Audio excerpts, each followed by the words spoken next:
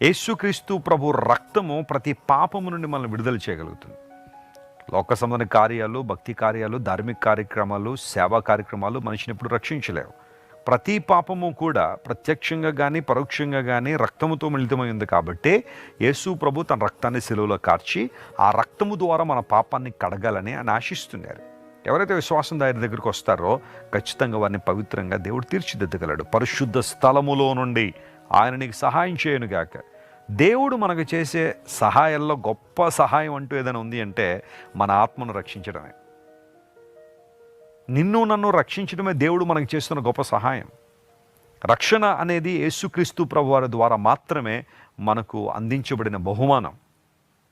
రక్షణ అనేది నువ్వు సంపాదించుకునేది కాదు, నువ్వు స్వీకరించేది, విశ్వాసం ద్వారా ప్రభు నుండి పొందుకునేది. అంత మాత్రం కాకుండా సియోన్లో నుండి దేవుడు నిన్ను ఆదుకొనుగాక. కష్టాలు వచ్చినప్పుడు, నష్టాలు వచ్చినప్పుడు, ప్రతికూలత వచ్చినప్పుడు, కొన్నిసార్లు పెను తుఫానుల్లాంటి సమస్యలు మన మీదకి వచ్చేస్తుంటాయి. ప్రయాణం అస్సలు సాగదు. ఎటు వెళ్ళాలనుకున్నా ఏదో ఒక ఆటంకం, ఎటు ప్రయాణం చేయాలన్నా ఒక ఆటంకం, ఏదైనా నిర్ణయం తీసుకోవాలంటే కుదరదు. అలాంటి స్థితిగతుల్లో దేవుడు సియోనులో నుండి నిన్ను ఆదుకుంటాడని లేఖనం సెలవిస్తుంది. ఈరోజు నీకు దేవుడిస్తున్న వాగ్దానం అదే, నిన్ను ఆదుకునే దేవుడు ఆయన.